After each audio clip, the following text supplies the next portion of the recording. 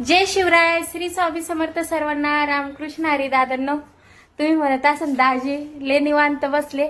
हो दाजी, आज पावसाचा अंदाज बघून त्यांनी पटपट बाहेरचे काम आवरून घेतले. दादांनो, गाडी वगैरे भरून घेतली. शुभम होता तोपर्यंत चॉकलेट वेफर्स काय नाही ते गाडीमध्ये माल लावून दिला. कारण की आभाळच इतकं आलेलं होतं, असं वाटत होतं पाऊस येतो काय, पण पाऊस पडता झालाय. दादांनो, खूप आनंदाची गोष्ट आहे. कारण की झाले जून महिना लागून 20 दिवस झाले दादांनो. तेव्हापासून पाऊस आपला गायब होता. तर 22-23 तारखेपासून थोडं वातावरणामध्ये चेंज झालं ना. आज वाटत होतं पाऊस पडेल म्हणून थोडी भुरभुर चालू झाली होती. तर दाजी म्हणे एकदा पाऊस सुरू झाला तर मग आपलं मटेरियल लावणं काही होणार नाही. मग त्याचं काम त्यांनी आवरून घेतलं आणि मी थोडी भाजी वगैरे करून घेतली. आईने पोळ्या वगैरे केल्या. मी माझं आवरून घेतलं. म्हणलं लाईट वगैरे गेली तर मग आपल्याला तसंच बसावं लागल. आता थोडंफार करते का हाताने. म्हटलं आई तरी कुठपर्यंत येणार नाही का, तिच्या माग पण आता डबे वगैरे करणं. भाऊ ड्युटीला जातो, वडील ड्युटीला जातात. तर मग एक महिलाच्या माग खूप जिम्मेदारी असतात. आता आई माग पण खूप जिम्मेदारी आहे, माझ्या माग पण माझ्या मुलांच्या आहे. तर भरपूर रिकवर झाले दादांनो. फक्त माझा हात आहे ना डोक्यापर्यंत जात नाही. साडी पिन वगैरे केल्या जात नाही. मला डोकं सुद्धा दुसऱ्याकडून विचारून घ्यावं लागतं.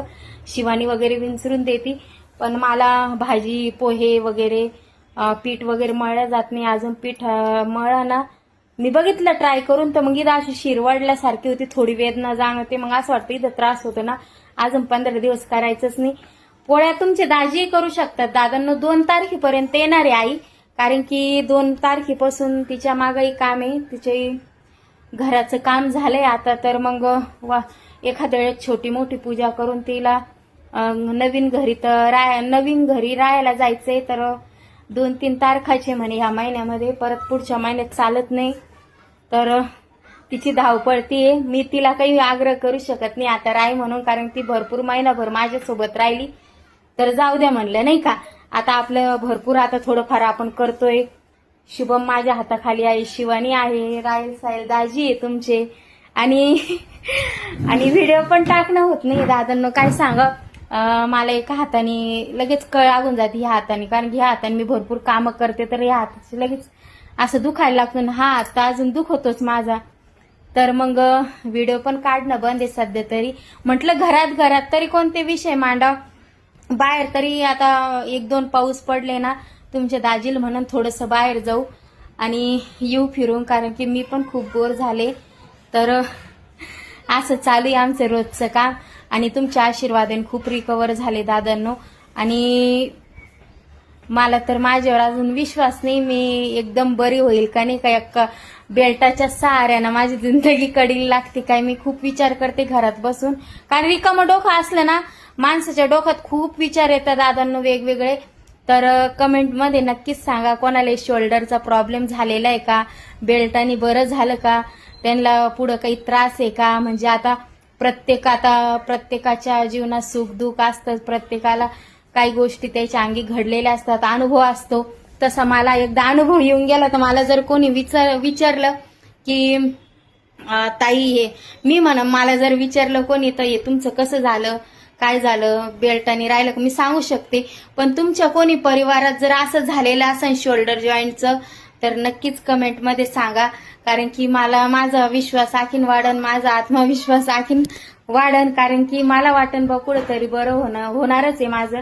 कारण की बेल्ट काढलं तर मला असं वाटतं माझा अर्धा सहारा गेला. तर मला असं वाटतं कधी बेल्ट लावून कधी नाही असं होतं मला. पण पाहिजे तेवढं मी रिकवर झालं. यांना असं जाम बसून राहते, जॉईंट असं फिट असतं ना. तर मग ह्या हातात अशी तरतरी असती. जेव्हा हे काढलं ना माझा हात असा लूज पडतो असं होतं दादांनो. डॉक्टर तर म्हणलेलेच बेल्ट राहू दे. आता महिना झालाय मला. तर पेन वगैरे म्हणजे हे नाहीये, दुखत वगैरे नाहीये माझा हात. तर अर्ध दुखणं तर गेलंय माझं. तुमचे दाजी म्हणतात होईलच, बरं होईल म्हणे. डॉक्टरनी सांगितलंय. डॉक्टरच्या पुढचे थोडीच आपण म्हणे, डॉक्टरला माहिती म्हणे बरे लवकर बरं झालं तर चांगलंय. कारण की लेकरवाळाची पाठी दादांनो. 2 मुलं, त्यांना काय नाही लागत घरामध्ये. आणि आईच जर पलंगावर पडली तर कसं राहतं.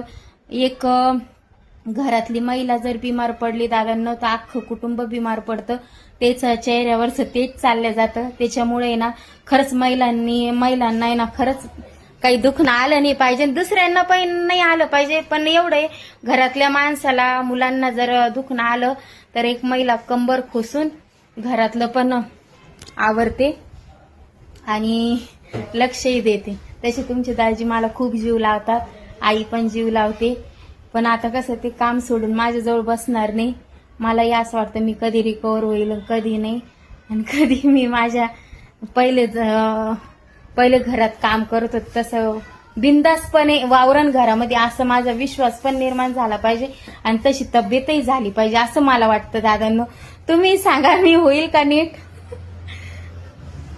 मग बाकी काय चाललं सर्वांचं, कसे आहात? घ्या बरं तुम्ही हातामध्ये फोन, माझा हात गळून जातो दादा. नाही इकडचा हात एका मग बाकी काय चाललं सर्वांचं, मजेत का सर्वजण? झाली का काही जणांची पेरणी वगैरे चालू? पाऊस पडला का तुमच्याकडं? पावसाला पडायला सुरुवात झाली दादांनो, काही भरपूर ठिकाणी ठिकाणी. भरपूर चांगला पाऊस पडून राहिला. आमच्या गावी पण पडलाय पाऊस, तर छान आहे. ते जोरदार आगमन झालं काही ठिकाणी, म्हणजे भरपूर पाऊस पडला झाला. का काय आई बापा आल्यासारखं होतं आपलं. पाऊस आला म्हणजे नाही आला म्हणजे वनवासात राहिल्यासारखं होतं. तुम्हाला सांगू, कोणाची साथ असो किंवा नसो, वर्षाची जर साथ निसर्गाची जर साथ असली तर आपण शेतकरी कुठंच कमी पडणार नाही.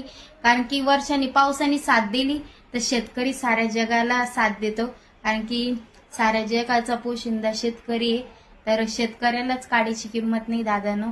सरकार काय त्यांचे आमदार फोडण्यात व्यस्त आहे, त्यांना काही घेणं नाही सरकारशी. तर चला बाय, रामकृष्ण हरी, जय शिवराय दादांनो, बहिणी. घ्या काळजी तुम्ही पण.